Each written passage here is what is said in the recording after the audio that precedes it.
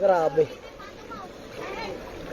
Nalubog sa lagpas baywang na baha ang ilang barangay sa Puerto Princesa, Palawan, bunsod ng malakas at walang tigil na ulan simula kahapon. Grabe po. Grabe ang dulot ng malakas na pag-ulan na to. Ayan po. Sa barangay Siksikan, gumamit na ng lubid para sa paglikas ng mga residente. Ay, yung mga hayop pa doon, oh. Nagmisulang ilog ang mga kalsada.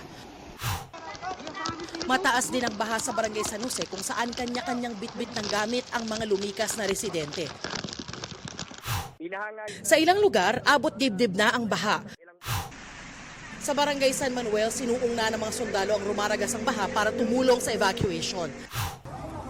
Isinakay naman sa rescue boat ng Red Cross ng ilang residente kabilang na ang ilang bata. Ayon sa Puerto Princesa City Disaster Risk Reduction and Management Office, 9 na barangay ang binaha. Mahigit 1,000 na ang inilikas na residente. Bumaha rin sa ibang bahagi ng Palawan. Sa bayan ng Nara, may sasakyan pang inanod ng rumaragas ang baha at nahulog sa kanal. Habang sa bayan ng Aborlan, nalunod sa bahang ilang alagang hayop.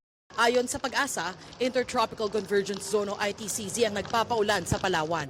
Sa Baco Oriental, Mindoro, umabot sa critical level ang Alag River kasunod ng malakas sa pag-ulang dala ng hanging amihan.